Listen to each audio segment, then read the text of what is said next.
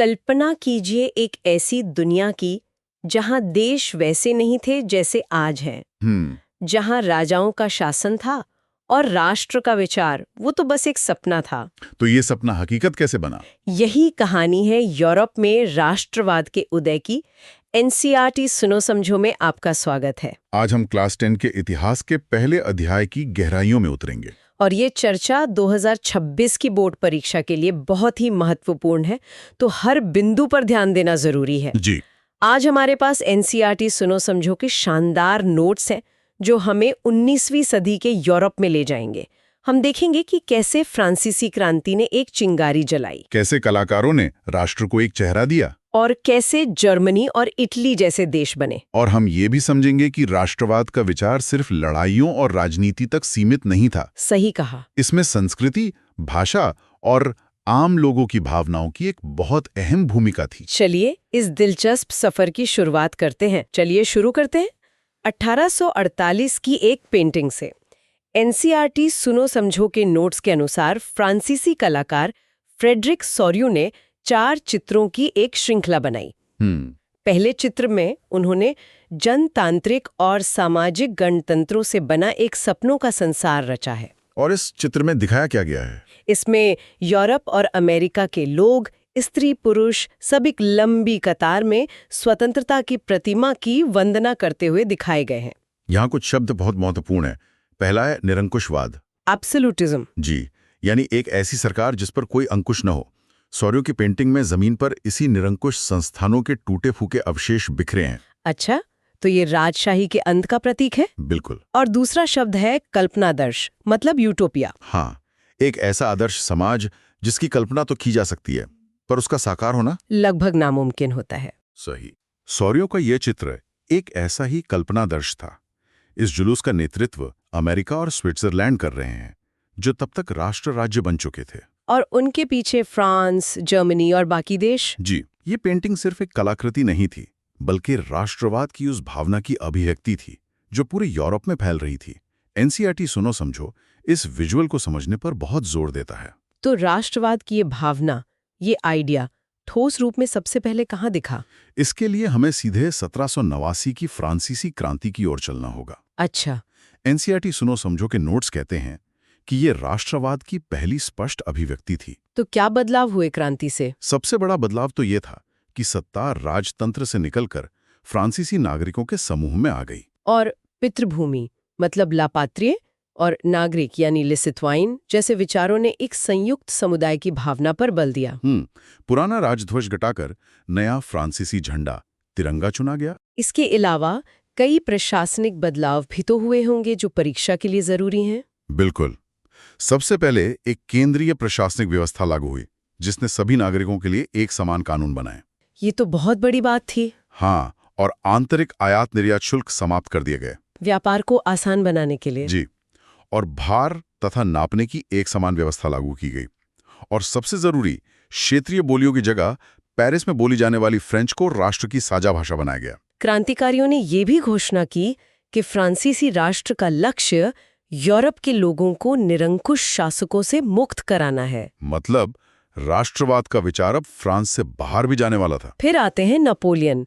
NCERT सुनो समझो के नोट्स बताते हैं कि नेपोलियन ने फ्रांस में प्रजातंत्र को तो खत्म कर दिया, लेकिन प्रशासनिक क्षेत्र में उसने क्रांतिकारी सिद्धांतों को शामिल किया। हाँ, और इसका सबसे बड़ा उदाहरण है 1804 की नागरिक संहिता, जिसे नेपोलियन की संहिता भी कहते हैं।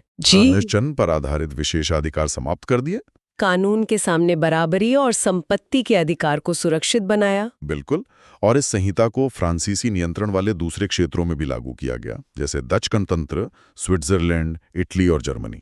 तो वहां के किसानों, कारीगरों और नए उद्योगपतियों ने इस नई मिली आजादी का स्वागत किया होगा। शुरू में तो किया। उन्हें लगा कि एक समान कानून और राष्ट्रीय मुद्रा से व्यापार में सहूलियत होगी। लेकिन ये शुरुआती उत्साह जल्द ही दुश्मनी में बदल गया। हाँ, क्योंकि लोगों को महसूस होने लगा कि ये नई प्रशासनिक व्यवस्थाएं राजनीतिक स्वतंत्रता के अनुरूप नहीं है। मतलब बढ़े हुए कर, सेंसरशिप और सबसे बुरा, बाकी यूरोप को जीतने के लिए फ्रेंच सेना में जबरदस्ती भर्ती, ये सब फायदे से ज्यादा नुकसानदायक लगने लगे। समझ गए। अब 18वीं सदी के मध्य में यूरोप वैसा नहीं था जैसा आज है। जर्मनी, इटली और स्विट्जरलैंड राजशाहियों और कैंटनों में बटे हुए थे। सही कहा। जैसे हैब्सबर्ग साम्राज्य को ही लीजिए, ये कई अलग अलग क्षेत्रों और जनसमूहों को जोड़कर बना था। कोई साझा पहचान या संस्कृति नहीं थी। बिल्कुल नहीं। ऐसे में राष्ट्र राज्य का विचार कैसे उभरा? इसका जवाब एनसीईआरटी सुनो समझो के अनुसार नए सामाजिक समूहों के उदय में छिपा है। आप बात करें नए मध्य वर्ग की। जी, औद्योगिक उत्पादन और व्यापार में वृद्धि से वाणिज्यिक वर्गों का उदय हुआ। ये नया मध्य वर्ग, जिसमें उद्योगपति, व्यापारी और सेवा क्षेत्र के लोग शामिल थे, शिक्षित और उदारवादी था। तो क्लीन विशेषाधिकारों की समाप्ति के बाद इन्हीं लोगों के बीच राष्ट्रीय एकता के विचार लोकप्रिय हुए। एकदम। तो उदारवाद या लिबरलिज्म का इस नए मध्य वर्ग के लिए क्या मतलब था? देखिए, उनके लिए उदारवाद का मतलब था व्यक्ति के लिए आजादी और कानून के समक्ष सबकी बराबरी।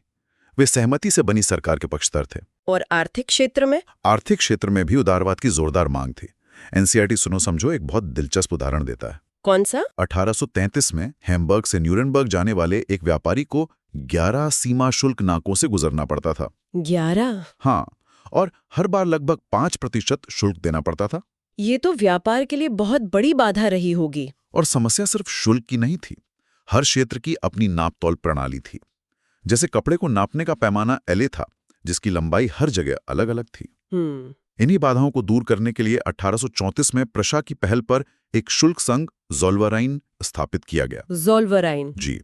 इसके कारण शुल्क अवरोधों को समाप्त कर दिया गया और मुद्राओं की संख्या 30 से घटाकर सिर्फ 2 कर दी गई। और रेलवे के जाल ने आर्थिक हितों को राष्ट्रीय एकीकरण का सहायक बनाया। बिल्कुल। लेकिन 1815 में नेपोलियन की हार के बाद यूरोप में तो रूढ़िवादी सरकारें स्थापित हो गई। उन्होंने तो उदारवादी राष्ट्रवादियों का दमन किया होगा। पूरी तरह से। लेकिन विचारों को दबाया नहीं जा सका। यहीं पर इटली के क्रांतिकारी ज्यूसेppe मैज़ीनी का जिक्र आता है। हाँ, उन्होंने यंग इटली और यंग यूरोप जैसे गुप्त संगठन बनाए। उनका मानना था कि राष्ट्र ही मनुष्यों की प्राकृतिक इकाई है। ऑस्ट्रिया के चांसलर मेटरनिख ने उन्हें हमारी सामाजिक व्यवस्था का सबसे खतरनाक दुश्मन तक कह दिया था। लेकिन राष्ट्रवाद सिर्फ राजनीतिक आंदोलनों से नहीं फैला। एनसीईआरटी सुनो समझो संस्कृति की भूमिका पर भी प्रकाश डालता है, जिसे रोमानीवाद या रोमांटिसिज्म कहा गया। अच्छा, ये क्या था? रोमानीवाद एक सांस्कृतिक आंदोलन था जो तर्क वितर्क और विज्ञान की जगह भावनाओं, अंतर्दृष्टि और रहस्यवादी भावनाओं पर जोर देता था। तो इसका राष्ट्रवाद से क्या संबंध था? जर्मन दार्शनिक योहान गॉटफ्रीड ने दावा किया कि सच्ची जर्मन संस्कृति आम लोगों यानी द फोल्क में निहित है। लोकगीतों, जनकाव्य और लोक नृत्यों के माध्यम से राष्ट्र की सच्ची आत्मा वोल्कगाइस्ट प्रकट होती है। लगा। जी। जर्मनी में राष्ट्र निर्माण की उदारवादी पहल को राजशाही और फौज ने मिलकर दबा दिया। इसके बाद प्रशा ने नेतृत्व संभाला और उसके प्रमुख मंत्री ऑटो वॉन बिस्मार्क इस प्रक्रिया के जनक बने। बिस्मार्क। उन्होंने प्रशा की सेना और नौकरशाही की मदद से 7 साल में ऑस्ट्रिया, डेनमार्क और फ्रांस से 3 युद्धों में जीत हासिल की और एकीकरण की प्रक्रिया पूरी कर दी। इटली की कहानी भी कुछ ऐसी ही थी क्या? वो भी 7 राज्यों में बटा हुआ था। हाँ, मित्सीनी की कोशिशों के बाद सार्डिनिया पीडमोंट के मंत्री प्रमुख काउर ने आंदोलन का नेतृत्व किया। और हमें ज्यूसेppe गैरिबाल्डी को नहीं भूलना चाहिए। बिल्कुल नहीं। उन्होंने सशस्त्र स्वयंसेवकों का नेतृत्व किया और दक्षिण इटली को आजाद कराया। और अंत में 1861 में विक्टर इमैनुअल द्वितीय को एकीकृत इटली का राजा घोषित किया गया। जी। और ये दोनों एकीकरण प्रक्रियाएं बोर्ड परीक्षा के लिए बहुत अहम है। एक राष्ट्र एक अमूर्त विचार है, इसे चेहरा कैसे दिया जाए? ये बहुत अच्छा सवाल है। एनसीईआरटी सुनो समझो के अनुसार कलाकारों ने राष्ट्र का मानवीकरण किया। मतलब उसे नारी रूप में प्रस्तुत किया। हाँ, जैसे फ्रांस में मारियान, जो एक लोकप्रिय ईसाई नाम है, ये जन राष्ट्र के विचार का प्रतीक बनी। उसके चिन्ह थे लाल टोपी, तिरंगा और कलगी। और इसी तरह जर्मेनिया जर्मन राष्ट्र का रूपक बन गई। वो बलूत वृक्ष के पत्तों का मुकुट पहनती है क्योंकि जर्मन बलूत वीरता का प्रतीक है। एकदम सही। ये चित्र सिर्फ कला नहीं थे, ये लोगों में राष्ट्रीयता की भावना जगाने का एक शक्तिशाली माध्यम थे। तो हमने देखा कि कैसे 19वीं सदी में राष्ट्रवाद का विचार एक उदारवादी लोकतांत्रिक सपने से शुरू होकर राष्ट्र राज्यों के निर्माण तक पहुंचा। एनसीईआरटी सुनो समझो के नोट से यह स्पष्ट है कि यह एक बहुत ही जटिल प्रक्रिया थी। लेकिन सदी के अंत तक राष्ट्रवाद का स्वरूप बदलने लगा। कैसे? ये सीमित लक्ष्यों वाला एक संकीर्ण सिद्धांत बन गया जिसने साम्राज्यवाद को जन्म दिया और अंततः बाल्कन क्षेत्र में तनाव के कारण प्रथम विश्व युद्ध का मार्ग प्रशस्त किया। बिल्कुल। आज की ये चर्चा हमें एक महत्वपूर्ण सवाल पर छोड़ जाती है कि 19वीं सदी में यूरोप में गढ़ा गया ये राष्ट्र राज्य का विचार आज भी वैश्विक राजनीति और हमारे समाज को किस तरह प्रभावित कर रहा है। ये सोचने वाली बात है। इस पर सोचिएगा जरूर। आज की इस गहरी पड़ताल में हमारे साथ जुड़ने के लिए धन्यवाद। अधिक जानकारी और विस्तृत नोट्स के लिए एनसीईआरटी सुनो समझो को फॉलो करते रहें। अगली बार फिर मिलेंगे एक नए विषय के साथ।